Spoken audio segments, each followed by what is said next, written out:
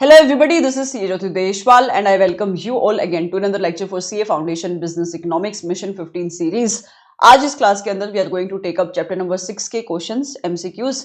इन questions का source है past year examination questions ICI के MTPs, RTPs 60 क्वेश्चंस हम टेकअप करेंगे and trust me in 60 questions के अंदर दोनों टाइप के क्वेश्चंस का मैंने मिक्सचर को इंश्योर किया है, प्रैक्टिकल क्वेश्चंस भी और थ्योरेटिकल क्वेश्चंस भी। चैप्टर नंबर 6 नेशनल इनकम अपने आप में बहुत इंपॉर्टेंट चैप्टर है आपके इस पूरे बिजनेस इकोनॉमिक्स का। जब आप इस पूरी डिस्कशन को देखोगे काफी सारे कंसेप्ट है जिसको आप रिवाइज कर पाओगे, क्वेश्चंस है जिसको आप सोल्व कर पाओगे। ओके, अगर आपको ये पीडीएफ चाहिए तो ये पीडीएफ आपको टीम से मिल जाएगी, और अगर आपके पास पीडीएफ नहीं भी है, अगर आप खाली बैठ के भी इस डिस्कशन को सुनोगे, that is also going to be quite useful to you. So let's start with the discussion without wasting any time. Right, सबसे पहला क्वेश्चन किसका क्वेश्चन है बेटा? सबसे पहला क्वेश्चन है चैप्टर नंबर 6 का यूनिट नंबर 2 के ऊपर आई थिंक ये क्वेश्चन है। राइट, क्वेश्चन कहता है an increase in the investment by 600 crore. So मतलब चेंज इन आई कितना हुआ है? 600 करोड़ हुआ है, जिसकी वजह से इंक्रीज इन इनकम, जिसकी वजह से इनकम कितने से इंक्रीज हो गया? इनकम इंक्रीज हुआ है 1800 करोड़ रुपए से। क्वेश्चन क्या पूछ रहा है आपसे? मल्टीप्लायर निकालने को पूछ रहा है। क्वेश्चन कहता है कि आप मल्टीप्लायर निकालो। तो मल्टीप्लायर का फॉर्मूला क्या होता है? के कैसे निकलता है? चेंज इन इनकम अपॉन में चेंज इन आई, जो क्या शो करता है कि इन्वेस्टमेंट के चेंज होने से इनकम कितने से चेंज होगा। तो अगर आप नीचे इन्वेस्टमेंट रखोगे जो है 1800 करोड़ और ऊपर नहीं जो है 600 करोड़, और चेंज इन वाई ऊपर आप रखोगे 1800 करोड़, तो क्या आएगा? 3। तो मल्टीप्लायर की वैल्यू क्या आ जाएगी? k is equal to 3। तो राइट आंसर इस क्वेश्चन का क्या बन जाएगा? फर्स्ट का would be A. Simple question है ये, और ये क्वेश्चन, ये जो कंसेप्ट हम कहाँ पे पढ़ते हैं? इन्वेस्टमेंट मल्टीप्लायर का हम पढ़ते हैं चैप्टर नंबर 6 यूनिट नंबर 2 के अंदर। बेसिकली इन्वेस्टमेंट मल्टीप्लायर क्या शो करता है कि इन्वेस्टमेंट के चेंज होने से इनकम में कितना चेंज आएगा। अंडरस्टूड है ये? Yes. Question number 2, consumption expenditure according to Keynes. Consumption expenditure कौन होता है? कंजम्पशन एक्सपेंडिचर कौन इनकर करता है? कंजम्पशन एक्सपेंडिचर इनकर करते हैं हाउस होल्ड। राइट, तो कीन्स ने क्या बोला था कि कंजम्पशन एक्सपेंडिचर किसके ऊपर डिपेंडेंट है? कंजम्पशन एक्सपेंडिचर डिपेंडेंट होता है हाउस होल्ड की डिस्पोजेबल इनकम के ऊपर। और डिस्पोजेबल इनकम क्या होती है? कि जो भी आपकी हाउस होल्ड ने इनकम अर्न करे, अगर उसमें से आप टैक्सेस माइनस कर दोगे, उसमें से जितना भी आपका नॉन टैक्स का अमाउंट आपको जो पे करना पड़ता है मैंडेटरी पेमेंट, वो माइनस कर दोगे, जो पैसा आपके हाथ में बचता है खर्चा करने के लिए, उसको हम कहते हैं डिस्पोजेबल इनकम। तो डिस्पोजेबल इनकम के ऊपर डिपेंड करता है कि हाउस होल्ड कितना कंजम्पशन एक्सपेंडिचर करेंगे। तो राइट आंसर इस क्वेश्चन का क्या बनेगा? ए। बाकी सारे ऑप्शन आपको पढ़ने की जरूरत नहीं, मैंने आपको लॉजिक बता दिया है। Okay, moving forward to question number 3, who are the normal resident of a country. So normal resident का कंसेप्ट हमने पढ़ा था जब हमने डिफरेंशिएशन समझा था डोमेस्टिक इनकम और नेशनल इनकम के बीच में। सो नॉर्मल रेजिडेंट किन्हें बोला जाता है? नॉर्मल रेजिडेंट वो लोग होते हैं या वो एंटिटी होती है जिनका इकोनॉमिक इंटरेस्ट कंट्री के अंदर लाई करता है। फॉर एग्जाम्पल, अगर मुझे इंडिया का नॉर्मल रेजिडेंट पता करना है तो मैं देखूंगी कि क्या उस पर्सन का या उस एंटिटी का इकोनॉमिक इंटरेस्ट इंडिया के अंदर है। तो क्राइटेरिया क्या होता है नॉर्मल रेजिडेंट डिटरमिन करने का? Economic interest. राइट, तो सबसे पहला ऑप्शन क्या है? A resident who owns the house. नहीं। आपका बैंक अकाउंट उस कंट्री के अंदर होना चाहिए? नहीं। मैं बात कर रही हूँ उन सारे रेजिडेंट की जिनका इकोनॉमिक इंटरेस्ट लाई करेगा in that country. In which country? जिस भी कंट्री के लिए आप नॉर्मल रेजिडेंट का स्टेटस चेक कर रहे हो।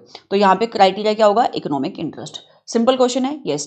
Question number 4, government of India recently launched make in India program. तो गवर्नमेंट ऑफ इंडिया ने मेक इन इंडिया प्रोग्राम को लॉन्च किया कि अपनी कंट्री के अंदर प्रोडक्शन होना चाहिए ऐसा। What will be it's impact on aggregate demand of India. तो इसे एग्रीगेट डिमांड के ऊपर क्या इंपैक्ट आएगा? बेटा हमारी कंट्री का एग्रीगेट डिमांड बढ़ेगा। राइट, क्योंकि प्रोडक्शन बढ़ेगा तो जीडीपी बढ़ेगा, तो डिमांड इंक्रीज होगा। So it is likely to increase. Simple question, इसमें तो कोई दिक्कत ही नहीं है। फोर्थ का पॉइंट क्या आएगा? ए। और इसका इंपैक्ट नेशनल इनकम के ऊपर क्या आएगा? अगर डिमांड बढ़ेगा तो नेशनल इनकम भी इंक्रीज होगा। क्योंकि देखो ना, अगर आप इंडिया के अंदर सामान बनाओगे तो मतलब इंडिया के अंदर इन्वेस्टमेंट एक्सपेंडिचर बढ़ेगा, और इन्वेस्टमेंट एक्सपेंडिचर बढ़ने का मतलब क्या हो गया? एग्रीगेट डिमांड में क्या चीज जाती है? Consumption expenditure plus investment expenditure plus government spending. और अगर ये 4 सेक्टर मॉडल इकोनॉमी है तो यहाँ पे नेट एक्सपोर्ट भी आ जाते हैं। एंड क्योंकि आप सामान इंडिया के अंदर बनाओगे, फैक्ट्रीज लगेंगी, इन्वेस्टमेंट एक्सपेंडिचर होगा, तो आय बढ़ेगा, जिसकी वजह से एग्रीगेट डिमांड इंक्रीज हो जाएगा, जिसकी वजह से नेशनल इनकम इंक्रीज हो जाएगा। Simple as that. Right. Okay, question number 5, इस क्वेश्चन को अपन ध्यान से देखेंगे क्योंकि ये क्वेश्चन न्यूमेरिकल क्वेश्चन है।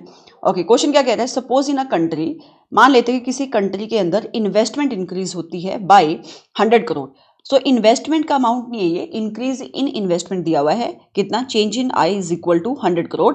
एंड कंजम्पशन का फंक्शन दिया हुआ है। कंजम्पशन का फंक्शन क्या है? 10 प्लस 0.6y। तो बेटा यहाँ पे 10 क्या बन जाता है, ऑटोनोमस एक्सपेंडिचर। ये यहाँ पे 0.6 जो दिया हुआ है ये क्या हो जाएगा, बी को हम स्लोप भी कहते हैं, मार्जिनल प्रोपेनिसिटी टू कंज्यूम भी कहते हैं, और y क्या इंडिकेट करता है, income, right. How much increase will be in income. तो कहता है कि इन्वेस्टमेंट की इंक्रीज होने से इनकम में कितना चेंज आएगा, ये अपने को बताना है। तो सिंपल सा कंसेप्ट है। अगर मैं आपको बताऊं कि मल्टीप्लायर आप कैसे निकालते हो, मल्टीप्लायर का फॉर्मूला होता है k is equal to 1 minus में MPC, राइट। सो अगर आप यहां से k निकाल लोगे 1 माइनस MPC, क्वेश्चन के अंदर MPC कितना दिया हुआ है 0.6, तो मुझे मल्टीप्लायर पता लग जाएगा यहाँ पे क्या है, तो मल्टीप्लायर आ जाएगा 1 divided by 0.4 is equal to 2.5। तो दिस इज मल्टीप्लायर। मैम आप मल्टीप्लायर क्यों निकाल रहे हो, क्योंकि मल्टीप्लायर से ही तो मुझे पता लगता है कि इन्वेस्टमेंट के चेंज होने से इनकम कितने का चेंज होगा, जो हमने अभी ऊपर पहला क्वेश्चन देखा। तो अगर मैं फॉर्मूला लिखूं कि multiplier is equal to what, change in income due to change in investment. So multiplier मेरे पास 2.5 आ गया। क्वेश्चन के अंदर उन्होंने पूछा कि इनकम कितने से बढ़ेगा, और इंक्रीज इन इन्वेस्टमेंट मुझे दिया हुआ है, तो मैं यहां से पता लगा सकती हूं कि इन्वेस्टमेंट के इंक्रीज होने से मेरा इनकम कितने से बढ़ेगा, दैट विल बी 100 इंटू 2.5। तो कितने से बढ़ेगा, 100 इंटू 2.5 इज इक्वल टू 250 से इंक्रीज होगा। सिंपल है ये, यस। इस क्वेश्चन का आंसर क्या बचेगा, फिफ्थ का answer would be a. Okay, चलो moving forward to next question. Assume you deplete your saving to buy new sofa. ध्यान से देखना बेटा, कहता है कि मान लेते हैं कि आपके पास जितना भी सेविंग था ना, तो आपने कुछ पैसा सेविंग में रखा हुआ था। सेविंग क्या होती है, लीकेजेस होती हैं, ठीक है। उसमें से आपने क्या किया, नया सोफा बाय कर लिया। तो नया सोफा आप क्यों बाय करोगे, पर्पस क्या होगा, आपने कंजम्पशन एक्सपेंडिचर इंक्रीज किया है, yes. And some government bond, तो आपने जो बॉन्ड और शेयर सिक्योरिटीज बाय करी ना, उससे कोई जीडीपी के ऊपर इंपैक्ट नहीं आता है। And then take a vacation in foreign country, और फिर आप वैकेशन भी कर रहे हो, फॉरेन कंट्री के अंदर आप जा रहे हो, तो भी आप डिमांड क्रिएट कर रहे हो, तो भी आप कंजम्पशन एक्सपेंडिचर कर रहे हो। विच of the following is true. तो आप मुझे बताओ कि यहाँ पे आप क्या बढ़ा रहे हो, आप यहाँ पे इंक्रीज कर रहे हो कंजम्पशन। क्या एक्सपोर्ट हो रहे हैं, नहीं। गवर्नमेंट परचेजेस इंक्रीज हो रही, गवर्नमेंट का तो यहाँ पे सवाल ही नहीं आता। इन्वेस्टमेंट आपने कहीं पे किया, नहीं। ये जो भी खर्चा यहाँ पे हाउस होल्ड कर रहा है, उसका पर्पस क्या है, consumption expenditure. So that means क्या बढ़ेगा अपना, consumption expenditure will increase. So question का आंसर क्या बन जाएगा, सिक्स्थ का ए। ओके, अब सुनना ध्यान से, ये क्वेश्चन नंबर 7 के अंदर थोड़ा सा इसके ऑप्शन में ना दिक्कत है बेटा। तो मैं ऑप्शन नहीं पढ़ रही, जो कंसेप्ट यहाँ पे लिखा हुआ है उस कंसेप्ट का मैं आपको मतलब बता देती हूँ। बेसिकली क्या है, जीडीपी और एनडीपी के बीच में जो डिफरेंस होता है ना, वो डिफरेंस होता है डेप्रिसिएशन का। तो ये ऑप्शन गलती से गलत ऑप्शन, आप इनको प्लीज आप इग्नोर करें। जीडीपी और एनडीपी के बीच में जो डिफरेंस होता है वो डिफरेंस होता है डेप्रिसिएशन का, या आप इसको कंजम्पशन ऑफ फिक्स्ड कैपिटल भी कहते हो। सो मतलब अगर मुझे ग्रोथ से नेट के ऊपर जाना है, तो मैं जीडीपी में से डेप्रिसिएशन अगर माइनस कर दूंगी तो मुझे एनडीपी मिल जाता है। तो जीडीपी और एनडीपी के डिफरेंस को हम क्या कहते हैं, डेप्रिसिएशन। तो यहाँ पे ऑप्शन गलत है, आप प्लीज इसको इग्नोर करेंगे, ठीक है। Question number 8, which organization is accountable to publish GDP of India.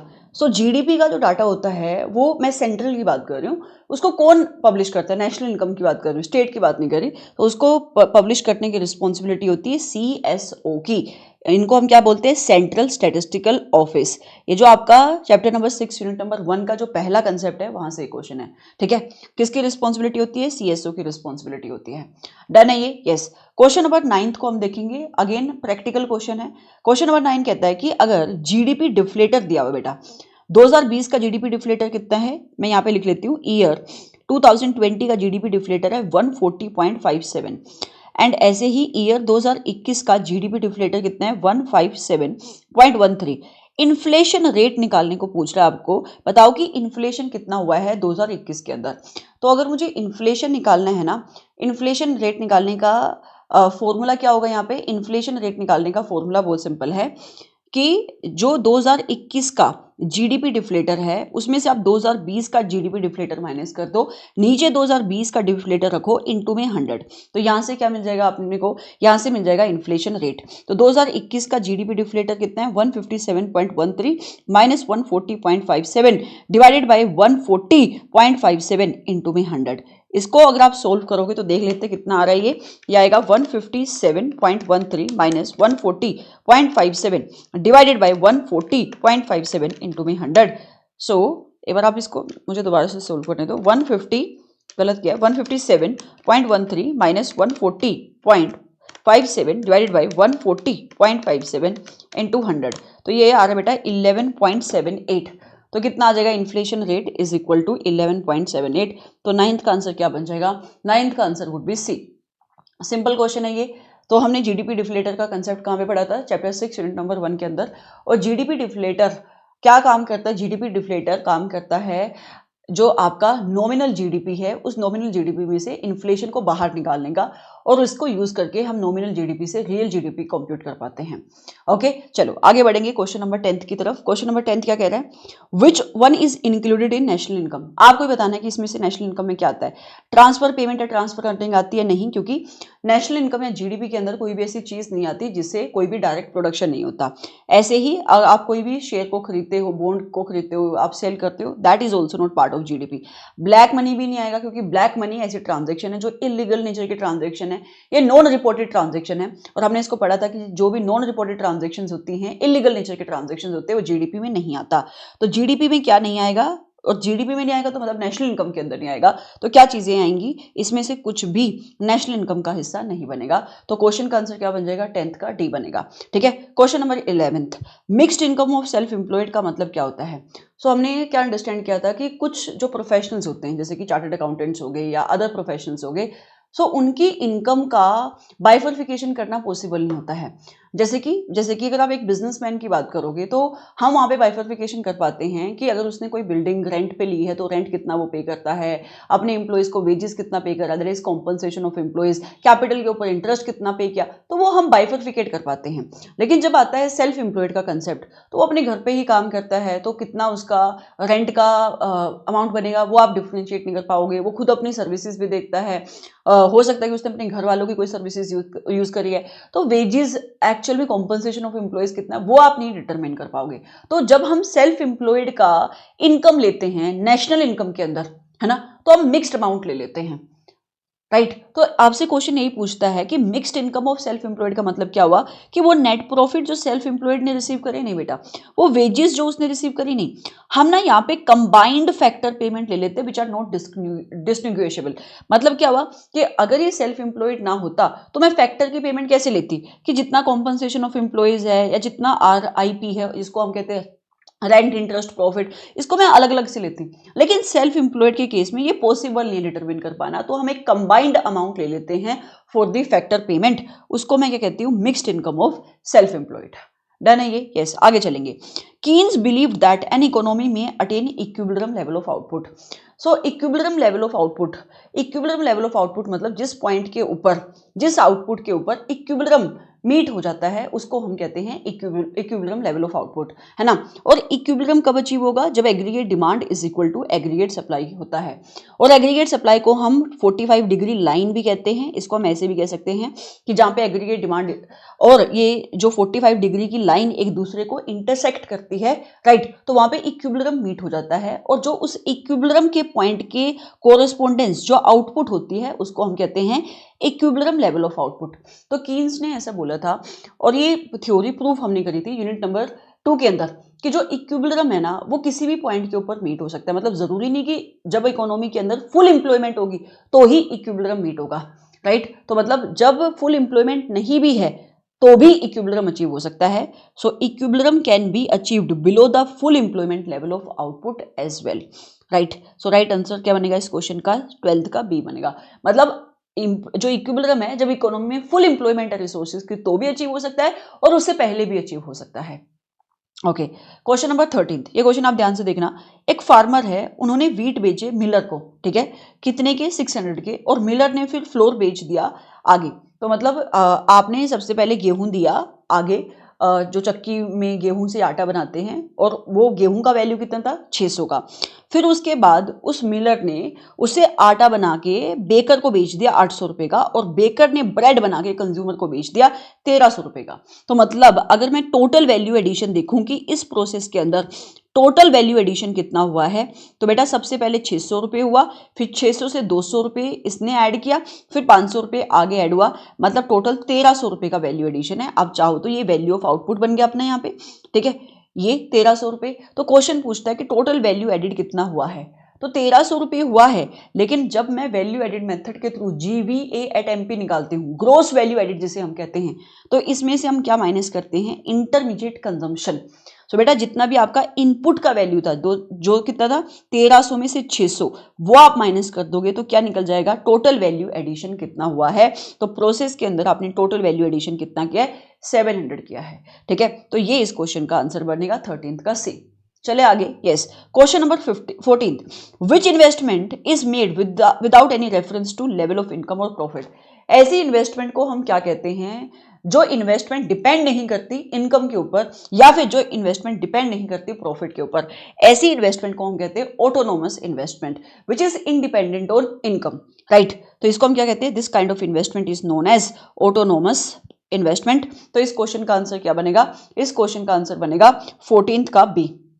Done है ये। यस, क्वेश्चन नंबर 15 की तरफ बढ़ेंगे। क्या कह रही है, the value of national income adjusted for inflation. So अगर मैं नेशनल इनकम में से इन्फ्लेशन निकाल दूं तो क्या मिल जाएगा मेरे को, रियल नेशनल इनकम मिल जाएगा। समझ में आ रहा है, मतलब क्या है कि हमने दो कंसेप्ट पढ़े थे ना, एक हमने पढ़ा था नॉमिनल जीडीपी का कंसेप्ट पढ़ा था, और एक हमने पढ़ा था कि रियल जीडीपी क्या होता है। और मैंने आपको बताया था कि नॉमिनल जीडीपी से अगर रियल जीडीपी के ऊपर पहुंचना है तो नॉमिनल जीडीपी में से इन्फ्लेशन के इफेक्ट को माइनस कर दो तो हमें क्या मिल जाएगा, रियल जीडीपी। तो बेटा वही कंसेप्ट है कि अगर नेशनल इनकम में से आप इन्फ्लेशन हटा दोगे तो क्या मिल जाएगा आपको, रियल नेशनल इनकम मिल जाएगा। तो 15th का आंसर क्या बनेगा, डी बन जाएगा। सिंपल। आगे, विच of the following fiscal policy. Fiscal policy कौन बनाता है, फिस्कल पॉलिसी बनाती है सेंट्रल गवर्नमेंट। तो नीचे इन्होंने कुछ फिस्कल पॉलिसी के एग्जांपल लिखे हुए हैं, आप मुझे बताओ कि इनमें से कौन सा फिस्कल पॉलिसी का मेजर सूटेबल होगा for addressing the deflationary gap और डेफिशिएंट डिमांड। तो डेफिशिएंट डिमांड कब होती है, जब एग्रीगेट डिमांड एग्रीगेट सप्लाई से कम होता है, मतलब इकोनॉमी में सामान बन रहा है बट उसकी डिमांड नहीं है, जिसकी वजह से डिफ्लेशनरी गैप क्रिएट हो जाता है ना। सो आप क्वेश्चन आपसे पूछता है कि अगर इकोनॉमी में डिमांड नहीं है तो डिमांड को बढ़ाने के लिए क्या काम किया जा सकता है। तो डिमांड को बढ़ाने के लिए बेटा आप टैक्सेस को कम कर सकते हो, मतलब गवर्नमेंट टैक्स को कम कर देगी। तो टैक्स को कम करने से क्या होगा, लोगों के हाथ में ज्यादा पैसा बचेगा, डिस्पोजेबल इनकम ज्यादा होगी तो वो ज्यादा खर्चा करेंगे, ज्यादा खर्चा होगा तो मतलब ज्यादा डिमांड क्रिएट होगी, तो ये काम आप करोगे। दूसरा, गवर्नमेंट एक्सपेंडिचर कर सकती है। यस, गवर्नमेंट एक्सपेंडिचर भी कर सकती है। गवर्नमेंट एक्सपेंडिचर अगर करेगी तो उससे क्या होगा, अगर गवर्नमेंट एक्सपेंडिचर करेगी तो इकोनॉमी के अंदर इंप्लॉयमेंट क्रिएट होगा, लोगों के हाथ में पैसा आएगा, इनकम आएगी, तो वो खर्चा ज्यादा करेंगे, वो डिमांड ज्यादा क्रिएट करेंगे। तो आप ये काम भी कर सकते हो। या फिर पब्लिक डेट को आप कम कर दो। पब्लिक डेट को कम करने का मतलब क्या है कि जैसे कि गवर्नमेंट जो लोगों से बॉन्ड इशू करके उनसे पैसा लेती है ना, वो बॉन्ड इशू करना कम करते। तो इससे क्या होगा, अगर आप लोगों को बॉन्ड इशू नहीं करोगे तो उनके हाथ में जो पैसा है वो आपकी जेब में नहीं आएगा, है ना, तो उनके पास ही रहेगा, उनके पास रहेगा तो वो ज्यादा खर्चा करेंगे, ज्यादा खर्चा मतलब ज्यादा डिमांड। तो ये जो गैप था, डेफिशिएंट डिमांड थी, वो कम हो जाएगा। तो मतलब अगर गवर्नमेंट को डेफिशिएंट डिमांड को खत्म करना है, डिमांड को बढ़ाना है, तो वो इन तीनों को ही यूज कर सकती है। तो राइट आंसर इस क्वेश्चन का क्या बनेगा, 16th का आंसर वुड बी डी।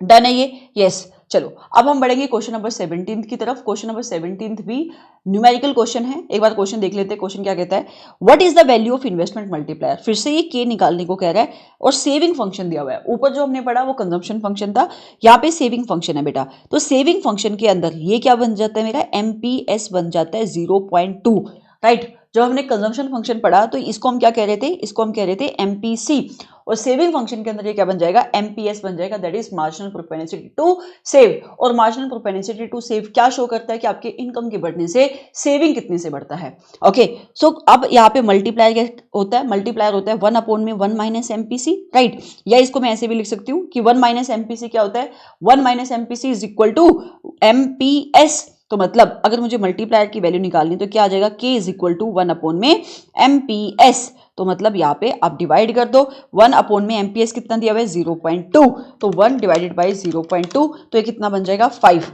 तो इस क्वेश्चन का आंसर क्या आएगा, 17th का आंसर वुड बी 5, 17th का आंसर आ जाएगा बी। ठीक है, सो इस क्वेश्चन का आंसर क्या बन जाएगा, 17th का would be B. Simple question है ये। यस, आगे चलेंगे।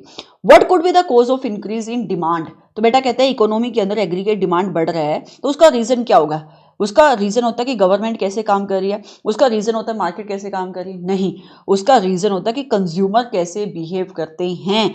जब इकोनॉमी के अंदर डिमांड बढ़ता है इसका मतलब कंज्यूमर ज्यादा खर्चा कर रहे हैं। देखो सारी चीजें जुड़ी हुई हैं। अगर कंज्यूमर ज्यादा खर्चा करेगा ना तो डिमांड बढ़ती है। क्यों? क्योंकि कंज्यूमर ज्यादा खर्चा करेगा तो कंजम्पशन एक्सपेंडिचर करेगा, वो कंजम्पशन एक्सपेंडिचर करेगा तो वो ज्यादा डिमांड क्रिएट करेगा, ज्यादा डिमांड क्रिएट होगी तो जो इन्वेस्टर्स हैं वो ज्यादा सामान बनाएंगे, मतलब इन्वेस्टमेंट बढ़ेगा, तो इन्वेस्टमेंट एक्सपेंडिचर भी मेरा बढ़ जाएगा। समझ में आ रहा है? तो अल्टीमेटली डिमांड किससे इंपैक्ट होता है कि कंज्यूमर कैसे बिहेव करता है। डन है ये? यस, आगे चलेंगे। हाँ, ये वाला क्वेश्चन भी अपना न्यूमेरिकल क्वेश्चन है, इसको भी ध्यान से देखेंगे। Nominal GDP and real GDP दिया हुआ है, ठीक है। एक बार मैं लिख लेती हूँ कि नॉमिनल जीडीपी कितना है। नॉमिनल जीडीपी को हम क्या भी कहते हैं? जीडीपी एट मार्केट प्राइस या GDP at current market price. कितना है नॉमिनल जीडीपी? 5,000 करोड़ रुपए का है। एंड रियल जीडीपी भी दिया हुआ है। रियल जीडीपी को हम क्या कहते हैं? GDP at constant price, right. So real GDP कितना दिया हुआ है? ये दिया हुआ है 6,000 करोड़ रुपए का। जीडीपी डिफ्लेटर अपने को निकालना है, तो जीडीपी डिफ्लेटर कैसे निकलता है? ऊपर रखते हैं हम nominal GDP which is equal to 5,000 और नीचे रखते हैं रियल जीडीपी 6,000 और मल्टीप्लाई करते हैं 100 से। सो हम देख लेते हैं कि जीडीपी डिफ्लेटर कितने का आया? 5,000 divided by 5,000 divided by 6,000 into में 100। So this is coming out to be 83.33। So GDP deflator कितने का आ रहा है? जीडीपी डिफ्लेटर आ रहा है 83.33। अब ना जब जीडीपी डिफ्लेटर 100 से कम होता है इसका मतलब होता है चीजें सस्ती हुई हैं। और अगर चीजें महंगी कब होंगी? अगर ये जीडीपी डिफ्लेटर 100 से ऊपर होता तो हम बोलते हैं कि इन्फ्लेशन हुआ है। तो अगर जीडीपी डिफ्लेटर 100 से कम है, कितना आ रहा है? 83.33, सो विच इज लेस देन 100, तो चीजें सस्ती हुई है, मतलब इकोनॉमी के अंदर डिफ्लेशन हुआ है। सो आप इसका इंटरप्रिटेशन बताओ। कहता है price level has risen. No बेटा, प्राइस कम हुए हैं क्योंकि जीडीपी डिफ्लेटर 100 से कम है। The price level has fallen since GDP deflator is less than 100 और जीडीपी डिफ्लेटर कितना निकला अपना? 83.33। तो इस क्वेश्चन का आंसर क्या बन जाएगा? बी। और क्योंकि ये अपना बाकी सारे ऑप्शन पढ़ने की जरूरत ही नहीं है, फैक्ट के ऊपर बेस्ड क्वेश्चन, हमने इसको सोल्व कर दिया। ओके, चलो अगले क्वेश्चन की तरफ बढ़ेंगे। क्वेश्चन नंबर 20th कहता है which of the following is limitation of using GDP as a measure of economic wellbeing. तो ये आपका ना चैप्टर नंबर 6 के यूनिट नंबर 1 के अंदर लास्ट कंसेप्ट आता है कि जब हम जीडीपी को किसी भी कंट्री का वेलबींग मेजर करने के लिए यूज करते हैं तो उसका डिसएडवांटेज क्या होता है। बेटा उसका जो डिसएडवांटेज होता है वो क्या होता है कि वो ना जितना भी अगर हमारी इकोनॉमी के अंदर अगर कोई अनइक्वल डिस्ट्रीब्यूशन है इनकम और वेल्थ का जो है उसको वो अकाउंट फॉर नहीं करता है। मतलब वी डू नॉट कंसीडर, और भी बहुत सारे फैक्टर्स पड़े थे बट इनमें से जो लिखा हुआ है 4 ऑप्शंस में से वो डिसएडवांटेज कौन सा है कि it does not account for income distribution, कि किस तरीके से इनकम डिस्ट्रीब्यूट हुआ है, right. It includes monetary transaction, ऐसा नहीं है। It consider both market and non market activities, नहीं, गलत है ये। आगे it is not affected by inflation, it is affected by very much by inflation, right. तो यहाँ पे कौन सा लिमिटेशन के अंदर हमने पढ़ा था ये कि जब आप जीडीपी को यूज करते हो किसी भी कंट्री के लोगों का वेलबींग मेजर करने के लिए तो वो इनकम डिस्ट्रीब्यूशन को अकाउंट फॉर नहीं करता है। ओके, तो दैट वाज द डिसएडवांटेज। अगले क्वेश्चन की तरफ बढ़ेंगे। Question number 21, which of the following will cause a leakage in the national income. तो मैंने आपको 2 कंसेप्ट सिखाए थे, एक था इंजेक्शंस का और दूसरा क्या था? लीकेजेस का। इंजेक्शंस क्या होती है? वो सारी चीजें जिन रीजंस की वजह से हमारा जो सर्कुलर फ्लो है उसके अंदर पैसा आएगा, उसको हम कहते हैं इंजेक्शन। जैसे कि अगर 2 सेक्टर मॉडल इकोनॉमी है तो इंजेक्शन क्या बन जाता है आपका? इन्वेस्टमेंट इंजेक्शन बन जाता है, और सेविंग क्या बन जाता था? लीकेजेस बन जाता था। ऐसे ही 3 सेक्टर मॉडल इकोनॉमी के अंदर जो इन्वेस्टमेंट है और गवर्नमेंट स्पेंडिंग है वो क्या बन जाता है? इंजेक्शन बन जाता था, राइट। और लीकेजेस क्या बन जाता था कि सेविंग इंजेक्शन है, सेविंग लीकेजेस है, और आपके टैक्सेस क्या है? लीकेजेस हैं। सो बेसिकली लीकेज जहां पे भी होता है जिन रीजंस की वजह से होता है उसका इंपैक्ट क्या आता है? लीकेजेस की वजह से नेशनल इनकम कम होती है। इसको हम क्लास में सीख कराते हैं। तो नीचे उन्होंने क्या बोला क्वेश्चन में, विच of the following will cause, कि नीचे ना कुछ एग्जाम्पल दिए हुए हैं, आप मुझे बताओ कि इसमें से कौन सा रीजन बनता है लीकेजेस का, राइट। सो बेटा सबसे पहले अगर खर्चा कम होगा तो वो लीकेज होता है। मतलब क्या है? देखो कोई भी ऐसी चीज, जैसे कि अगर मैं एग्रीगेट डिमांड की बात करती हूँ, मान लेते हैं कि आप 4 सेक्टर मॉडल इकोनॉमी के अंदर हो, तो 4 सेक्टर मॉडल इकोनॉमी के अंदर एग्रीगेट डिमांड कैसे निकलेगा? Consumption expenditure plus investment expenditure plus government spending plus export minus import, जिसके अंदर एक्सपोर्ट इंजेक्शंस होते हैं और इंपोर्ट क्या होती है? लीकेजेस होती है। सो मतलब अगर इकोनॉमी के अंदर कंजम्पशन एक्सपेंडिचर बढ़ता है ना तो डिमांड बढ़ती है, मतलब नेशनल इनकम बढ़ती है। ऐसे ही इन्वेस्टमेंट एक्सपेंडिचर बढ़ेगा तो डिमांड बढ़ेगा। ऐसे ही अगर गवर्नमेंट एक्सपेंडिचर बढ़ेगा तो डिमांड बढ़ेगा। अगर इनमें से कोई भी खर्चा कम हो जाता है तो डिमांड कम हो जाता है। तो मतलब जब एक्सपेंडिचर कम होगा तो वो लीकेज होती है।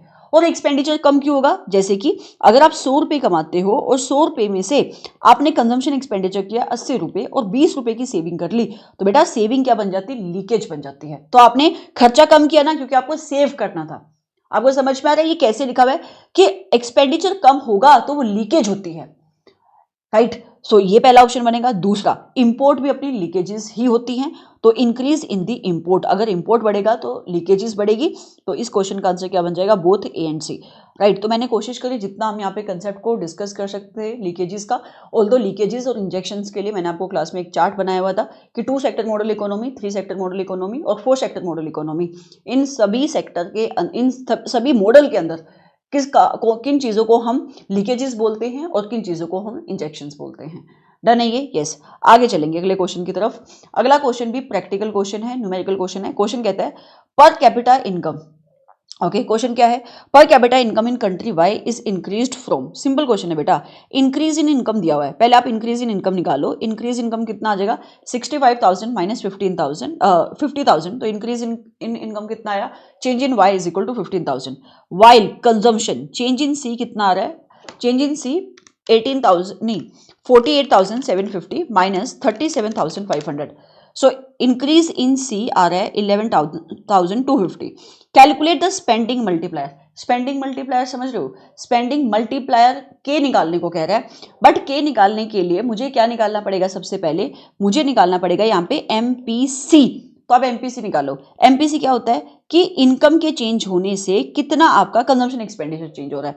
तो यहां से मैं एमपीसी निकाल सकती हूँ। इनकम कितने से चेंज हुआ? 15,000 से, और मेरा कंजम्पशन एक्सपेंडिचर कितने से चेंज हो रहा है? 11,250 से। तो 11,250 डिवाइडेड बाय 15,000, तो कितना निकल के आ रहा है? 0.75। अब मुझे बताओ मल्टीप्लायर का फॉर्मूला क्या होता है? मल्टीप्लायर हो जाता है K is equal to 1/1 minus MPC.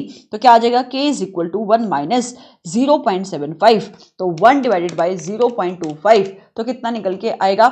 Multiplier would be 4, इसका आंसर आएगा if I am not wrong. So question number 22 का आंसर बन जाएगा बी। तो राइट आंसर इस क्वेश्चन का क्या बनेगा? बी। डन है? ऐसे आप इस क्वेश्चन को सोल्व करोगे, राइट। आगे चलेंगे question number 23। Again a very good question. ये क्वेश्चन भी किसके ऊपर बेस्ड है? न्यूमेरिकल क्वेश्चन है ये। पढ़ लेते क्वेश्चन क्या है। इकोनॉमी के अंदर इन्होंने देखो कंजम्पशन एक्सपेंडिचर का फंक्शन दिया हुआ है सी। क्या होता है C? C is equal to A plus B Y, या वाई डी हम इसको बोलते हैं, राइट। और इन्वेस्टमेंट एक्सपेंडिचर भी दिया हुआ है और बता रहा है कि जहाँ पे सी कंजम्पशन है और वाई इनकम है, तो आपको ये बताना है कि इक्विलिब्रियम लेवल ऑफ इनकम क्या होगी। तो क्वेश्चन ऐसे कोई स्पेसिफिकली बोला नहीं, बताया नहीं है कि 2 सेक्टर मॉडल इकोनॉमी है या 3 सेक्टर मॉडल इकोनॉमी है या 4 सेक्टर मॉडल इकोनॉमी है, बट क्योंकि क्वेश्चन के अंदर सिर्फ कंजम्पशन एक्सपेंडिचर और इन्वेस्टमेंट एक्सपेंडिचर दिया है, सो दैट मीन्स ये क्या है? 2 सेक्टर मॉडल इकोनॉमी है। जब हमारी इकोनॉमी इक्विलिब्रियम के ऊपर होती है, एट इक्विलिब्रियम, तो बेटा aggregate demand is equal to aggregate supply होता है। तो मैं इसको ऐसे भी कह सकती हूँ कि एग्रीगेट सप्लाई को हम क्या बोलते हैं? Y, right. तो एग्रीगेट डिमांड का फंक्शन क्या होता है 2 सेक्टर मॉडल इकोनॉमी के अंदर? सी प्लस आई होता है, राइट। और एग्रीगेट डिमांड मैंने किसके इक्वल रख दिया? वाई। तो मैं इसको वाई लिख सकती हूँ यहाँ पे। ये क्वेश्चन मैंने आपको सोल्व करना सिखाए हुए हैं, अगर आप मेरे स्टूडेंट हो डेरिवेशन के साथ, नहीं तो आप यहाँ पे कर सकते हो। वाई आ जाएगा यहाँ पे, यहां से उठाया है। Aggregate demand is equal to aggregate supply is equal to Y. तो मतलब यहाँ पे मैंने एग्रीगेट डिमांड की जगह क्या रख दिया? वाई रख दिया। और सी की जगह क्या ऊपर आप क्या रखोगे? ये जो सी का फंक्शन है 300 प्लस 0.5 वाई रख दिया आपने यहाँ पे, ठीक है। प्लस बेटा आई क्वेश्चन के अंदर कितना दिया हुआ है? आई दिया हुआ है 600। बस अब बस आपको यहाँ पे क्वेश्चन को सोल्व करना है। तो यहाँ पे क्या हो जाएगा? वाई माइनस में 0.5 Y is equal to 900। So Y की इनकम कितनी आ जाएगी? मतलब वाई कितना आ जाएगा? इक्विलिब्रियम इनकम कितना आ जाएगा? 900 डिवाइडेड बाय कितना आ रहा है? एक बार हम अगर इसको सोल्व करेंगे तो मेरे हिसाब से 1 minus 0.5, so this is coming out to be 0.5। एक बार आप प्लीज क्वेश्चन का जो कैलकुलेशन है वो कैलकुलेशन आप देख लेना। सो 900 डिवाइडेड बाई 0.5, तो ये आ रहा है 1800 करोड़, ठीक है। सो इस क्वेश्चन का आंसर कितना बन जाएगा? 23 का आंसर बनेगा a. So right answer of this question is 23 का ए। डन है ये? यस। चलो अगला क्वेश्चन देखिए क्या। अगला क्वेश्चन भी बहुत ही सिंपल सा न्यूमेरिकल बेस्ड क्वेश्चन है, और मैंने कोशिश करा, जिसमें मैंने आपको बोला कि मल्टीपल न्यूमेरिकल क्वेश्चंस में आपको सोल्व कराऊं। Question number 24, when investment and economy increases from, again a very simple question, change in i आप निकालो यहाँ पे कितना आ रहा है, राइट। अच्छा, ये क्वेश्चन आपसे इन्वेस्टमेंट मल्टीप्लायर निकालना पूछ रहा है यार, मैंने आपको अभी ऊपर क्वेश्चन सोल्व कराया, चलो एक बार फिर से करा देती हूँ। चेंज इन आई कितना आएगा, 10,000 माइनस 14,000, तो कितना आ जाएगा, change in I is equal to 4,000। तो उसकी वजह से नेशनल इनकम थोड़ा सा अलग है ये, कि नेशनल इनकम कितने से बढ़ रहा है, 92,000 माइनस में 80,000, 12,000। तो मतलब कहने का मतलब ये है कि क्वेश्चन आपसे पूछता है कि इन्वेस्टमेंट मल्टीप्लायर क्या होगा। सो इन्वेस्टमेंट मल्टीप्लायर कैसे निकलता है कि इन्वेस्टमेंट के इंक्रीज होने से आपका इनकम कितने से इंक्रीज हो रहा है, ये फॉर्मूला बनता है। तो इन्वेस्टमेंट मेरा कितने से इंक्रीज हो रहा है, 4,000, और मेरा इनकम कितने से बढ़ रहा है, 12,000। तो मल्टीप्लायर कितना आ गया, 3 आ गया। तो मतलब 3 टाइम्स से मेरा इनकम बढ़ेगा, नेशनल इनकम बढ़ेगा। अगर इन्वेस्टमेंट मेरी 4,000 है तो उससे मेरा नेशनल इनकम कितने टाइम बढ़ेगा, 3 टाइम्स बढ़ेगा। तो नेशनल इनकम कितना हो गया, 12,000 हो गया। तो इस क्वेश्चन का आंसर क्या आ गया, 24th का आंसर वुड बी बी। ठीक है, चलो क्वेश्चन नंबर 25th की तरफ बढ़े। अब question number 25th again a very simple question. Ma'am आप तो सारे क्वेश्चन सिंपल कह रहे हो, हाँ क्योंकि सिंपल है अगर आपने कंसेप्ट पढ़े हुए हैं तो। Which one makes GDP and improper index of welfare. Again ये क्वेश्चन कौन सा है, जो हमने लास्ट कंसेप्ट पढ़ा था, कि आप मुझे बताओ कि हम जीडीपी को यूज क्यों नहीं करते हैं किसी भी कंट्री के वेलफेयर को मेजर करने के लिए। बेटा क्योंकि वो नॉन मॉनेटरी ट्रांजैक्शन को इग्नोर करता है, कि अगर इकोनॉमी में कोई भी ऐसा आप काम कर रहे हो जिससे जो पैसा कमाने के लिए नहीं किया जा रहा है, तो उसको जीडीपी इंक्लूड नहीं करता। एक्सटर्नलिटी के इंपैक्ट को ये नहीं लेता है। एक्सटर्नलिटी हम पढ़ते चैप्टर नंबर 7 के अंदर, ठीक है। Composition and distribution of GDP, वही कि पैसा कैसे बटा हुआ है, कितने लोग अमीर है गरीब है, उसके ऊपर ये फोकस नहीं करता। यही सारे रीजंस है जिसकी वजह से जीडीपी वेलफेयर को मेजर करने का सही तरीका नहीं है। ठीक है, सो राइट आंसर इसका क्या बनेगा, 25th का डी बनेगा। Okay, 26 again a very simple question. क्या कह रहा है ये, अपने को नेशनल इनकम निकालना है, नीचे डाटा दिया हुआ है। तो बेटा नेशनल इनकम है, अगर एक्सपोर्ट इंपोर्ट है तो मतलब ये 4 सेक्टर मॉडल इकोनॉमी होगी, और 4 सेक्टर मॉडल इकोनॉमी के अंदर नेशनल इनकम कैसे निकलेगा, C प्लस आई plus G plus X minus M, जहाँ पे एक्स माइनस एम क्या है, नेट एक्सपोर्ट है। तो मतलब ये एक्स है और ये एम है, ये एक्सपोर्ट है ये इंपोर्ट है। इसको आप माइनस कर दोगे, 200 माइनस 400 कितना आ रहा है, ये माइनस में 200। अब आप यहाँ पे ऐड कर दो, कंजम्पशन एक्सपेंडिचर कितना है, 1000 है, इन्वेस्टमेंट एक्सपेंडिचर 500 है, गवर्नमेंट परचेसेस 200 है, और इसमें से 200 माइनस कर दोगे तो राइट आंसर कितना आ जाएगा, 1500। सो मतलब नेशनल इनकम कितनी है, 1500। बट मैम इतना आसान क्वेश्चन तो एग्जाम में आता नहीं है, सारे क्वेश्चन एग्जाम के ही क्वेश्चन है, बिल्कुल ऐसे क्वेश्चन भी एग्जाम के अंदर आते हैं। ऐसा नहीं होता कि एग्जाम में सारे ही ट्रिकी क्वेश्चन आएंगे, बहुत सारे क्वेश्चन आसान होंगे, कुछ क्वेश्चन ट्रिकी हो सकते हैं, बस ऐसा। ठीक है, चलो interest on national debt is treated as, बेटा जो इंटरेस्ट ऑन नेशनल डेट है वो नेशनल इनकम का हिस्सा नहीं बनता है। मैंने सोवरन बॉन्ड ऐसा करके आपको एग्जांपल दिया था, तो इसको हम ट्रांसफर पेमेंट मानते हैं। सो मतलब कुल मिलाकर बात इतनी सी है, जैसे कि गवर्नमेंट ने आपको बॉन्ड इशू किया है ना, और मैंने आपको बोला था कि interest on national debt personal income जो आप निकालते हो उसमें ऐड होता है, क्योंकि नेशनल इनकम के अंदर नहीं आता है, राइट। सो मतलब गवर्नमेंट ने बॉन्ड इशू करे, गवर्नमेंट ने आपको बॉन्ड इशू करे, तो बॉन्ड के ऊपर जो इंटरेस्ट गवर्नमेंट आपको पे करती है ना, उसको ट्रांसफर पेमेंट माना जाता है, वो इंक्लूड नहीं होता नेशनल इनकम के अंदर, और आपकी पर्सनल इनकम के अंदर वो आता है, क्योंकि वो आपको मिलता तो है ना। So interest on national debt it is treated as, उसको क्या माना जाता है, इसको माना जाता है this is known as transfer payment. तो क्वेश्चन नंबर 27 का आंसर क्या बन जाएगा, ए बन जाएगा। ठीक है, चलो क्वेश्चन नंबर 28 की तरफ बढ़ेंगे। अगेन क्वेश्चन नंबर 28 क्या है, न्यूमेरिकल क्वेश्चन है, ये सोल्व कर लेते, काफी सिंपल क्वेश्चन है। देखो नॉमिनल जीडीपी दिया हुआ है, रियल जीडीपी दिया हुआ है, जीडीपी डिफ्लेटर निकालने को कह रहा है। ये मैं आपके ऊपर सेल्फ छोड़ रही हूँ, क्योंकि ऊपर 2-3 क्वेश्चन हमने कर लिए ऑलरेडी ऐसे। ऑल्दो उन क्वेश्चंस के अंदर ना कुछ और कंसेप्ट था, जैसे कि इन्फ्लेशन रेट अपने को निकालना है, जीडीपी डिफ्लेटर निकाल के उसका इंटरप्रिटेशन है, वो खाली जीडीपी डिफ्लेटर निकालने को कह रहा है। तो आप ऊपर आप नॉमिनल जीडीपी रखो, नीचे आप रियल जीडीपी रखो, मल्टीप्लाई बाय 100 करो, और आपका क्वेश्चन का आंसर बन जाएगा। ठीक है, तो इसके ऊपर हम टाइम नहीं वेस्ट करेंगे, आगे चलेंगे। हाँ सुना, अगर GDP at MP, again a very simple question, GDP at MP कितना दिया हुआ है, 6700 दिया हुआ है, और डेप्रिसिएशन दिया हुआ है मुझे 530 करोड़ रुपए का। तो कहता है एनडीपी एट एमपी बताओ। सो बेटा सिंपल सा कंसेप्ट है, अगर मेरे को जीडीपी एट एमपी से एनडीपी एट एमपी पे जाना है, तो मैं क्या करती हूँ कि अगर मुझे ये वाली चीज को ऐसा बनाना है, ये कुछ भी हो सकता है, हमने 3 गोल्डन रूल्स पढ़े थे इसके, तो बहुत सिंपल क्वेश्चन है, मुश्किल भी हो सकता था। ठीक है, तो हम क्या करेंगे, एक एक एलिमेंट को जो लेफ्ट साइड है उसको राइट साइड बनाने की कोशिश करते हैं, कि सबसे पहले मेरे को जी को एन बनाना है, ग्रोस को नेट बनाना है। तो ग्रोस को नेट बनाने के लिए मैं डेप्रिसिएशन माइनस कर दूंगी, डोमेस्टिक को डोमेस्टिक ही बनाना है, तो इसको कुछ भी चेंज करने की जरूरत नहीं, बेस भी सेम है तो कुछ चेंज करने की जरूरत नहीं। मतलब खाली मेरे को सिर्फ इसमें से डेप्रिसिएशन अगर मैं माइनस कर दूंगी तो मुझे क्या मिल जाएगा, एनडीपी एट एमपी मिल जाएगा। तो 67 6700 में से क्या माइनस करना है मेरे को, सिर्फ डेप्रिसिएशन। तो आंसर क्या बन जाएगा 6170। तो राइट आंसर क्या बना 29 का बी बन गया। डन है ये। अगले क्वेश्चन की तरफ पढ़ेंगे। ओके ये वाला क्वेश्चन भी ऊपर हम करके आए हैं, उस जैसा ही थोड़ा सा कंसेप्ट है, बट थोड़ा सा अलग तरीके से क्वेश्चन पूछा गया है। अगर आपको अभी तक क्लियर नहीं हुआ है कि इक्विलिब्रियम नेशनल इनकम कैसे निकालते हैं, तो जब आप मेरे साथ ये इक्विलिब्रियम नेशनल इनकम निकालोगे तो आपका क्लियर हो जाएगा। ठीक है, सुनना। सो कहता है इकोनॉमी, सपोज करते हैं कि इकोनॉमी के अंदर जो कंजम्पशन एक्सपेंडिचर है वो ये दिया हुआ है। अभी मैंने आपको एक्सप्लेन भी किया कि क्या होता है कंजम्पशन एक्सपेंडिचर का फंक्शन, जहां पे 30 क्या होगा ऑटोनोमस एक्सपेंडिचर, 0.5 क्या होगा marginal propensity to consume, investment expenditure भी फंक्शन के अंदर दिया हुआ है। तो equilibrium level of national income क्या होगा, तो बेटा ये भी 2 सेक्टर मॉडल इकोनॉमी ही होगी, तभी यहाँ पे कंजम्पशन एक्सपेंडिचर और इन्वेस्टमेंट एक्सपेंडिचर है। सो अगर मैं एग्रीगेट डिमांड की बात करूं इन 2 सेक्टर मॉडल इकोनॉमी, तो वो कितना होता है C+I, राइट। एंड जब मेरी इकोनॉमी एट इक्विलिब्रियम होती है तो वहां पे क्या होता है aggregate demand is equal to aggregate supply is equal to Y. तो क्या मैं ऐसा कर सकती हूँ कि एग्रीगेट सप्लाई की एग्रीगेट डिमांड की जगह वाई रख दूं, हाँ कर सकते हो। तो ये इक्वेशन ऐसी हो जाएगी कि जब इकोनॉमी इक्विलिब्रियम पे होती है तो y is equal to C+I, हाँ तो y is equal to C की जगह अपने को C का फंक्शन सब्सटीट्यूट कर देना है 30 प्लस 0.5 y, और I की जगह के ऊपर हम I का फंक्शन सब्सटीट्यूट कर देंगे विच इज 12 प्लस 0.15 y। और अब हम यहां से सोल्व करके y की वैल्यू जब निकालेंगे तो देख लेते क्या निकल के आएगा। 30 और 12 इसको आप ऐड करेंगे, 30 plus 12 is equal to 42 plus 0.5 plus 0.15, this is 0.65 y. So 1 minus 0.65 is equal to 0.35. So y is equal to 42 divided by 0.3. So y की वैल्यू कितनी आ गई 42 divided by 0.35. तो बेटा ये आ गई 120। तो इस क्वेश्चन का आंसर क्या बन जाएगा 30th का ए बन जाएगा। ऐसे अपने को क्वेश्चन सॉल्व करने हैं। ठीक है, चलो क्वेश्चन नंबर 31 की तरफ बढ़ेंगे। क्वेश्चन कहता है which of the following refers to mixed income. ये ऊपर हो चुका है कि कंबाइंड फैक्टर पेमेंट जब हम लेते हैं जो डिस्टिंग्विशेबल नहीं होती उसको हम कहते हैं mixed income of self employed. Okay, disposable personal income क्या शो करता है, मतलब जो डिस्पोजेबल इनकम है वो कैसे निकलता है।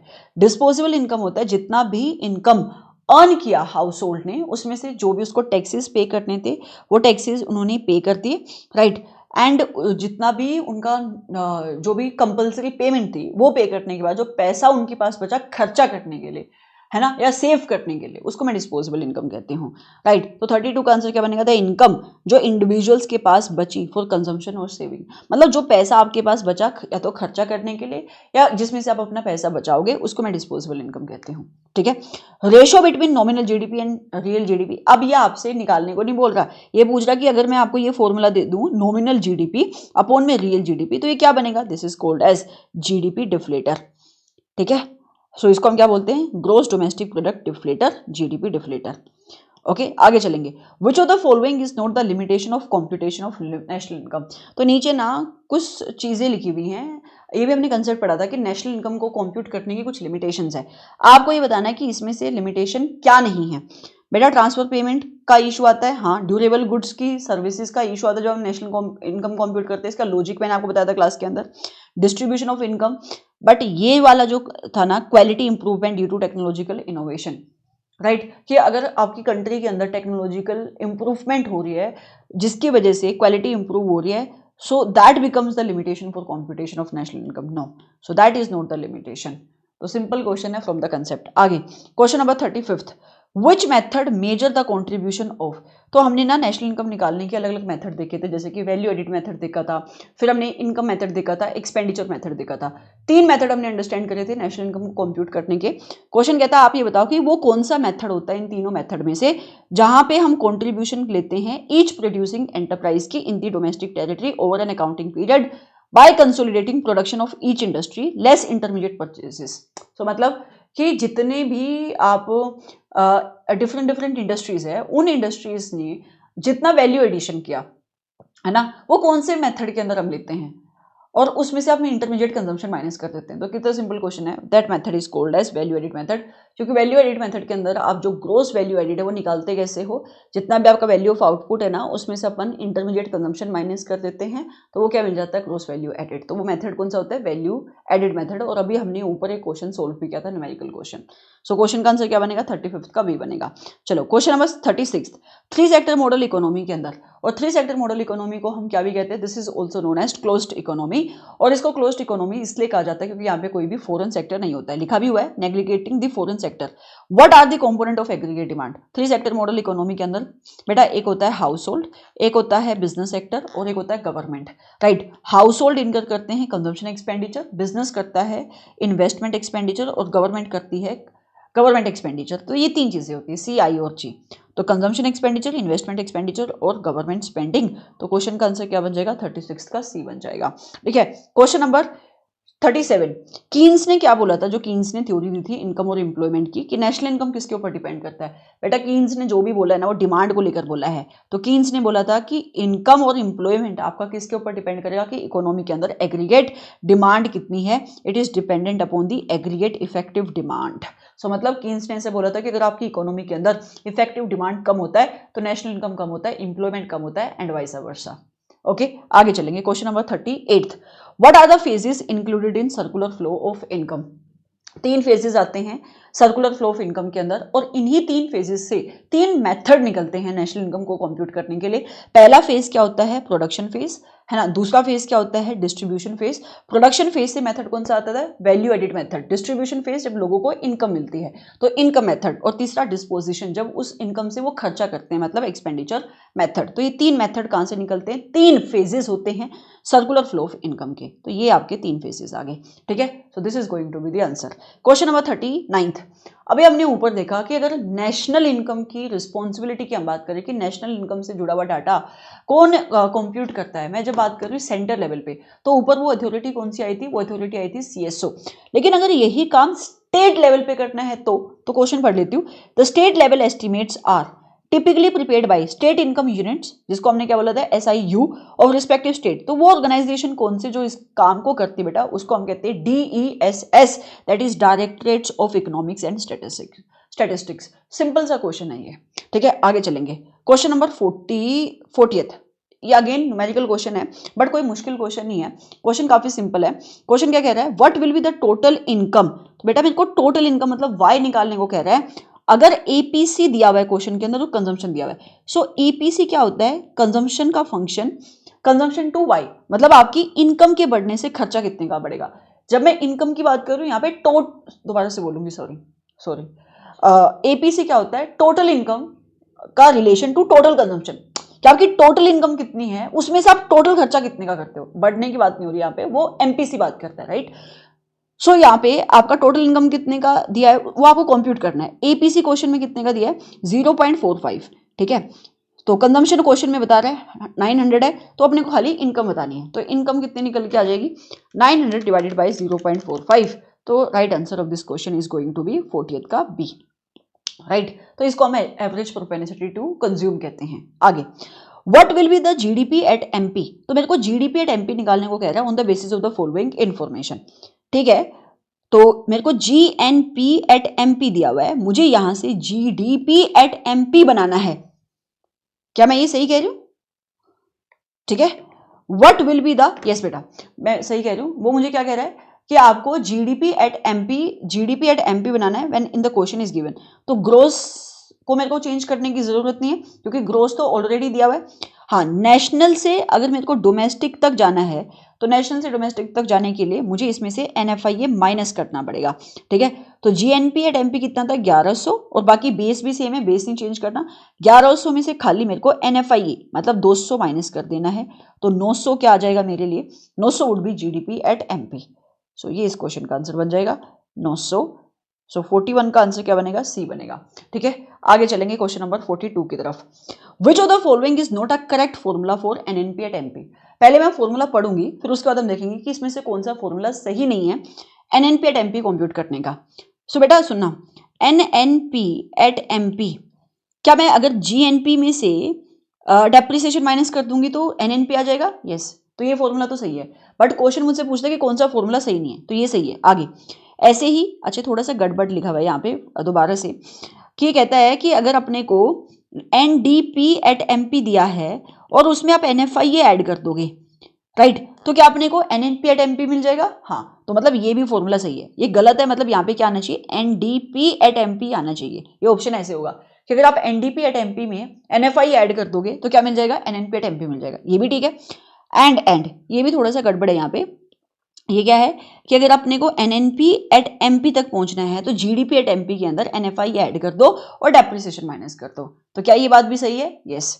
सो क्या सही नहीं है? ये सही नहीं बेटा, ये इज इक्वल टू है कि एनएनपी एट एमपी पे पहुंचने का फॉर्मूला क्या है, एनडीपी एट एमपी में से डेप्रिसिएशन माइनस कर दो। नहीं, अगर मेरे को एनएनपी एट एमपी पे पहुंचना है और एनडीपी एट एमपी दिया हुआ है तो मुझे उसके अंदर एनएफआईए ऐड करना पड़ेगा, तब मेरा ये ऑप्शन सही होगा।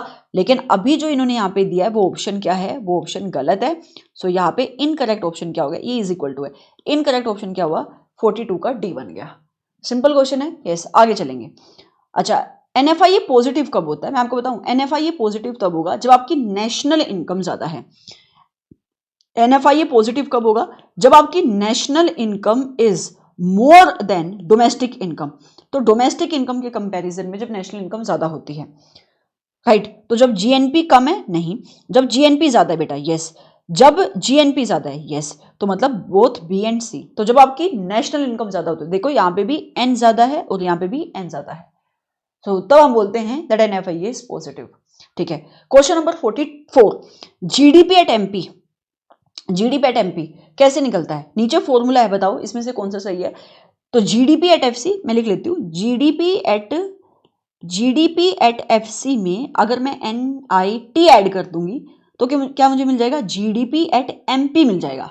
हाँ, बस आगे पढ़ने की जरूरत ही नहीं है, यही मिल जाएगा। क्वेश्चन आपसे यही पूछता है कि जीडीपी एट एमपी से अगर मेरे को जीडीपी एट एमपी तक पहुंचना है तो जीडीपी एट एफसी में एनआईटी ऐड कर दूं, क्योंकि एफसी से एमपी तक पहुंचने का तरीका क्या है, एफसी से अगर अपने को एमपी तक पहुंचना है तो मुझे एनआईटी उसके अंदर ऐड कर देना पड़ता है, तो मैं एफसी से एमपी तक पहुंच जाती हूँ। ठीक है। सो आगे ऑप्शन पढ़ने की जरूरत नहीं है। Question number 45, which of the following is not a reason for leakages. अभी मैंने आपको ऊपर थोड़ा सा कंसेप्ट बताया लीकेजेस का और इंजेक्शंस का, तो नीचे कौन सा रीजन लीकेज का नहीं बनता है। सो बेटा, अगर आप अपनी इनकम का एक हिस्सा यूज करोगे पेमेंट ऑफ डेट करने के लिए, जैसे कि मैं बताती हूँ कि आपने लोन लिया हुआ है, ठीक है, और वो लोन आपने बैंक से लिया और उस लोन की ईएमआई आप पे कर रहे हो, तो आपने कोई एक्स्ट्रा प्रोडक्शन नहीं करी है, ये जीडीपी के अंदर नहीं आता है, बट आपने अपनी इनकम को तो यूज किया है पैसा पे करने के लिए। तो जो आपने यहाँ पे खर्चा किया उससे नेशनल इनकम में कोई कॉन्ट्रीब्यूशन नहीं होता है, तो ये क्या बन जाता है, ये लीकेजेस होता है। This is a leakages, this is a reason for leakages. And high liquidity preference का मतलब होगा कि लोग अपने हाथ में कितना पैसा होल्ड करके रखेंगे। सो बेटा, अगर आप सेविंग कर लेते हो, अपने हाथ में पैसा रखते हो, तो भी वो लीकेजेस है, आप खर्चा नहीं करोगे। प्रोग्रेसिव, जितना गवर्नमेंट को टैक्स दे दोगे तो टैक्स भी क्या है, लीकेजेस हैं।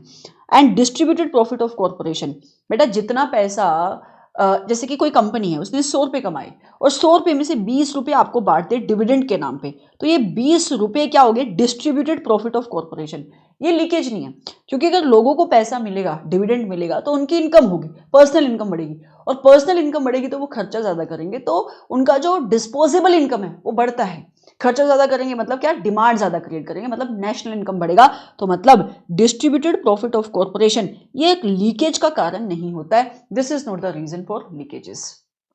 आगे, find the aggregate demand. Question बहुत सिंपल है, वो आपको ना एग्रीगेट डिमांड निकालने को कह रहा है ना। तो aggregate demand 4 sector model economy के अंदर ऊपर मैंने आपको फॉर्मूला बताया, C + I + G + X - M। तो ये क्वेश्चन आप खुद सोल्व करेंगे, थोड़ा सा अलग तरीके से है बट ऊपर वाले ही जैसा ही क्वेश्चन है। ठीक है, आगे चलेंगे। क्वेश्चन नंबर 47, देखो ये भी अच्छा क्वेश्चन है, ये क्वेश्चन में आप ध्यान से देखना बेटा, ये अच्छा क्वेश्चन है क्योंकि इसके अंदर इन्होंने ट्रांसफर पेमेंट भी इनकॉर्पोरेट किया हुआ है।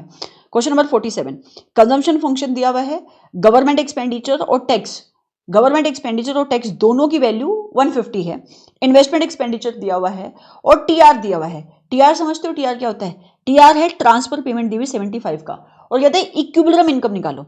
सो बेटा, जब गवर्नमेंट भी एग्जिस्ट करती है तो मतलब मैं ये बोल सकती हूँ कि 3 सेक्टर मॉडल इकोनॉमी की बात हो रही होगी यहाँ पे, राइट।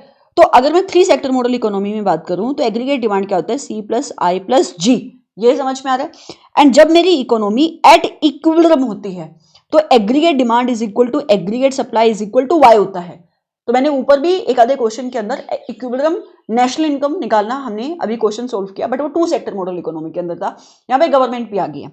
अब सुनना, अब ऊपर ना कंजम्पशन का फंक्शन दिया हुआ बेटा, कंजम्पशन कितना है 200 + 0.8 YD, YD क्या होता है, डिस्पोजेबल इनकम। है ना। ऊपर क्या था कि ऊपर मेरे को इसमें से कुछ माइनस या प्लस करने की जरूरत नहीं थी, क्योंकि ऊपर वाई ही वाई डी था, मतलब ऊपर कोई टैक्स नहीं दिया हुआ था अलग से, कोई उधर ट्रांसफर पेमेंट नहीं दिया हुआ था, तो वहां पे वाई ही वाई डी था। बट यहाँ पे टैक्स दिया हुआ है और ट्रांसफर पेमेंट भी दिया हुआ है। तो जब गवर्नमेंट आपसे टैक्स लेती है तो उसका इंपैक्ट आपकी डिस्पोजेबल इनकम के ऊपर क्या पड़ता है? मैम मेरी डिस्पोजेबल इनकम कम हो जाती है, मेरे हाथ से पैसा कम हो जाएगा। एग्जैक्टली और अगर आपको कोई गवर्नमेंट से ट्रांसफर पेमेंट मिलती है तो उसका इंपैक्ट आपकी डिस्पोजेबल इनकम के ऊपर क्या आता है? आपकी डिस्पोजेबल इनकम बढ़ जाती है ना। तो यहाँ पे आपका इंपैक्ट बस वही शो करना है कि कंजम्पशन एक्सपेंडिचर के फंक्शन को आप ऐसे लिख सकते हो 200 प्लस 0.8 वाई डी मतलब इनकम वाई माइनस टैक्स से जितना इनकम कम हो गया, तो कितना इनकम कम हो गया 150, और जितना ट्रांसफर पेमेंट से इनकम बढ़ गया 75। बेटा मैंने ये क्वेश्चन ना आपको क्लास के अंदर डेरिवेशन से सोल्व करके सिखाया हुआ है, ठीक है। चलो तो ये कैसे निकलेगा? Consumption is equal to 200 plus 0.8 Y minus करेंगे इसमें से, ये कितना आ जाएगा 75। क्या करना चाह रहे हो आप? कुछ नहीं करना। अब ये जो यहाँ पे आपका फंक्शन क्रिएट हुआ है ना, ये वाला, राइट, यहाँ पे देखो वही है, एग्रीगेट डिमांड की जगह पे वाई रख देना है और इस इक्वेशन में ये चीजें सब्स्टिट्यूट कर देनी है। सो एग्रीगेट डिमांड क्या होता है? Aggregate demand is equal to C plus I plus G, right. तो एग्रीगेट डिमांड की जगह वाई रखा, सी के फंक्शन में ये सब्स्टिट्यूट कर दो, जो ये वाला जो आपका वैल्यू निकला ना, ये वाला, तो सी क्या आ जाएगा 200 प्लस 0.8 वाई माइनस 75। और इन्वेस्टमेंट एक्सपेंडिचर कितना दिया हुआ है क्वेश्चन के अंदर? देखो 200 दिया हुआ है, तो 200 सब्स्टिट्यूट कर दो, और गवर्नमेंट एक्सपेंडिचर कितना दिया हुआ है 150 सब्स्टिट्यूट कर दो।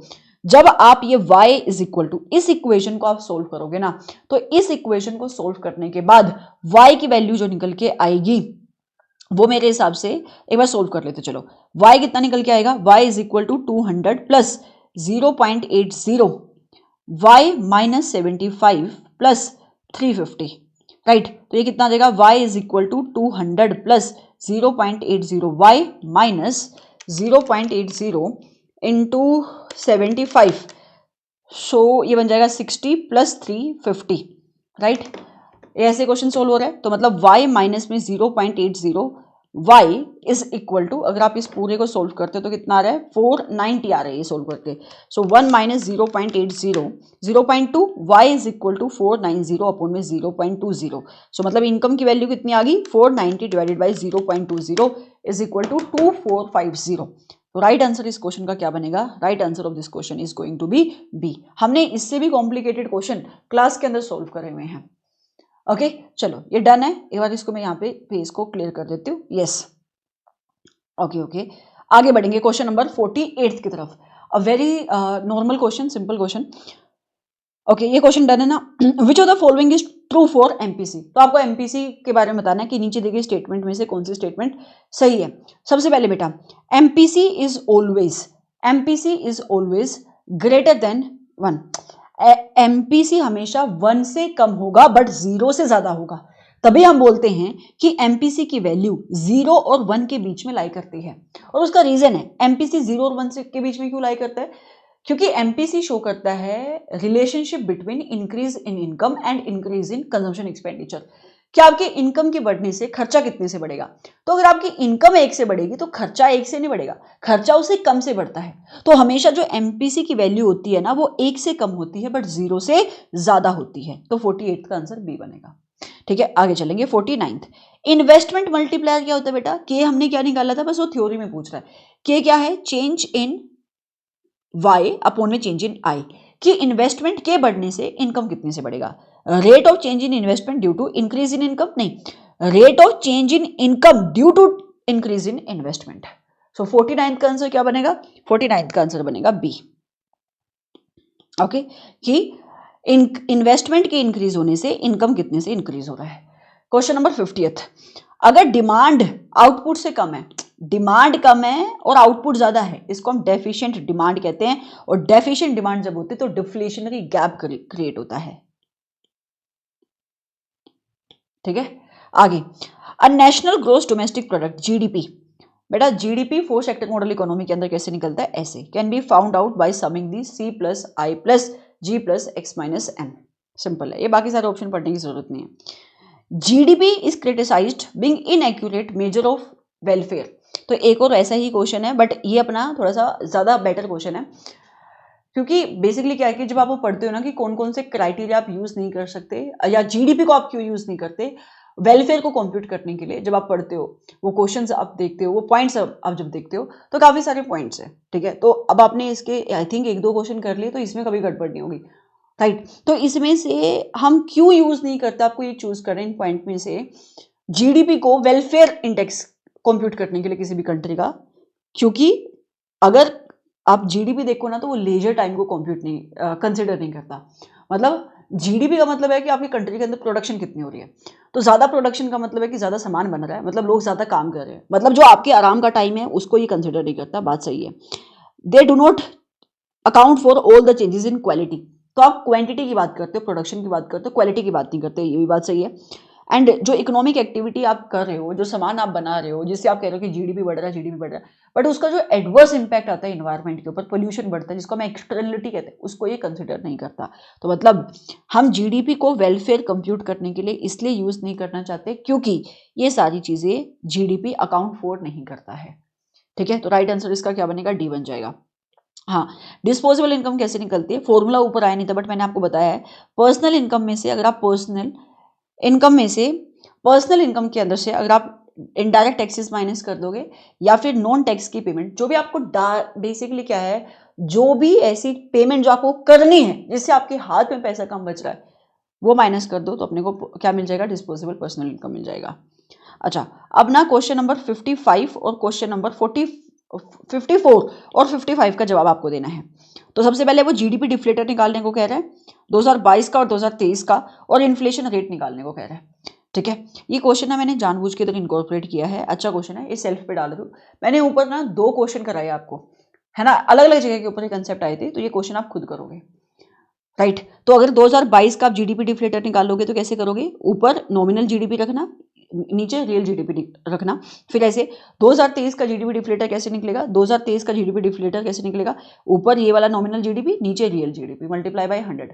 फिर आप क्या करोगे, अगर आपको इन्फ्लेशन रेट निकालना है तो 2023 का जो जीडीपी डिफ्लेटर आया माइनस 2022 का जीडीपी डिफ्लेटर अपॉन में 2022 का जीडीपी डिफ्लेटर मल्टीप्लाई बाय 100, तो अपने को इन्फ्लेशन रेट पता लग जाएगा, ठीक है। तो ये क्वेश्चन आपका सेल्फ पे जा रहा है, अच्छा क्वेश्चन है।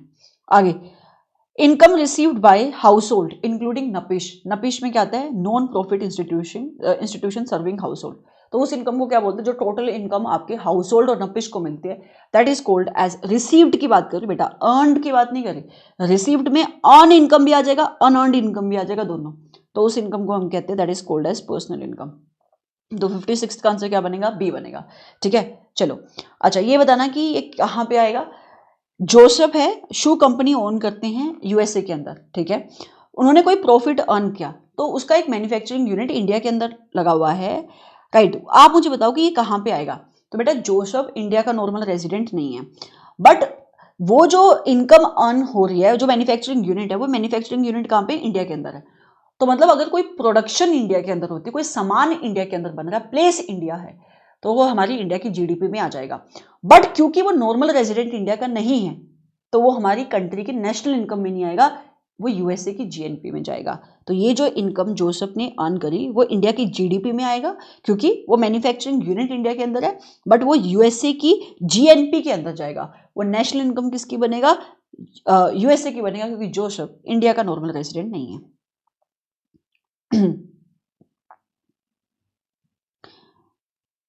ओके, ये आप मुझे बताओ इसका इंपैक्ट क्या आएगा। अगर नॉमिनल जीडीपी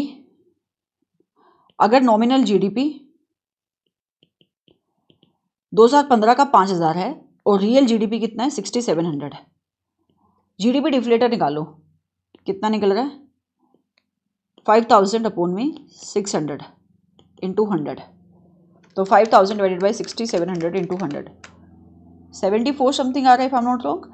तो जीडीपी डिफ्लेटर अगर 5000 डिवाइडेड बाई 6700 इंटू 100, हाँ 100 से कम है तो प्राइस सस्ते होंगे, मतलब प्राइस विल फॉल, 58 का ए, राइट।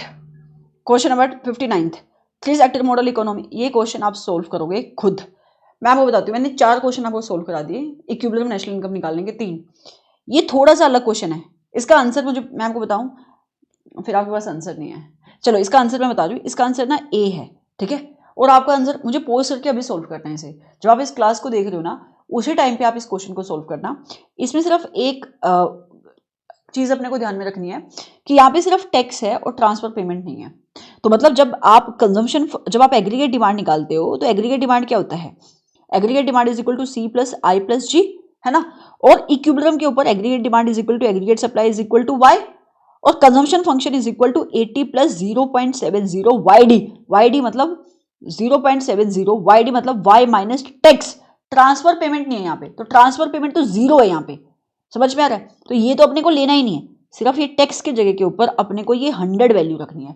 फिर अब आप नेशनल इनकम निकाल के बताओ। तो मतलब ऊपर किया बट उस जैसा क्वेश्चन नहीं, उससे अलग क्वेश्चन है बट उसी थीम के ऊपर क्वेश्चन है। तो ये भी आपका सेल्फ है। मैंने आंसर आपको बता दिया, आधा क्वेश्चन आपके लिए सोल्व कर दिया। आगे जो कीन्स का डायग्राम होता है बेटा, the point eight which aggregate demand function cross the 45 degree line, ये होता है कीन्स का डायग्राम, ठीक है। ये हमारी इनकम की लाइन होती है, एग्रीगेट सप्लाई, इसको हम 45 डिग्री लाइन भी कहते हैं, दिस लाइन। और ये हमारी एग्रीगेट डिमांड की लाइन होती है, राइट। तो जिस पॉइंट के ऊपर ये दोनों चीजें इंटरसेक्ट करती हैं, ये मेरा इक्विलिब्रियम का पॉइंट बनता है। अब क्वेश्चन पढ़ो, वो क्या इंडिकेट करती है, level of full employment income. वो less than full employment income भी हो सकती है, हाँ वो less than full employment income भी हो सकती है। बट इक्विलिब्रियम किस पॉइंट के ऊपर मीट होता है, ये कह रहा है कि ये दो जहां पे जिस पॉइंट के ऊपर वो इंटरसेक्ट करते हैं उसको हम क्या कहते हैं, वो इक्विलिब्रियम लेवल ऑफ इनकम है, जो विच में और may not be full employment. हाँ, जो एम्प्लॉयमेंट फुल एम्प्लॉयमेंट लेवल पे भी अचीव हो सकता है या उससे पहले भी अचीव हो सकता है। So this is your answer, ठीक है। सो यस, इसके अंदर आई थिंक एक दो कंसेप्ट है जिसकी रेपिटेशन हुई है, but apart from that it is a very very useful discussion. So thank you so much. I hope कि आपको ये डिस्कशन यूजफुल लगी होगी। एंड अभी आने वाले लेक्चर्स के अंदर हम और भी चैप्टर्स के क्वेश्चंस को हम पिकअप करेंगे, तो उसको भी हम देखते हुए चलेंगे, राइट। इसके अलावा मैं एक बात और कहना चाहूँगी, मैंने मैक्रो इकोनॉमिक्स का मैराथन डाला हुआ है, और अगर आपको नेशनल इनकम में प्रॉब्लम है, ट्रस्ट में आप उस मैराथन को देख लो, बहुत ही सिंपल तरीके से कम टाइम में मैंने दोनों यूनिट कवर कराए हैं। आपको सिर्फ आई थिंक 1-1.5 घंटा लगेगा उसको कंप्लीट करने में, मैराथन के अंदर चैप्टर नंबर 6 को कंप्लीट करने में। अगर आप स्पीड से देखोगे तो कोई ऐसा क्वेश्चन नहीं होगा जिसमें आपको कभी भी इशू आएगा। Okay, so thank you so much, see you in next lecture, bye bye.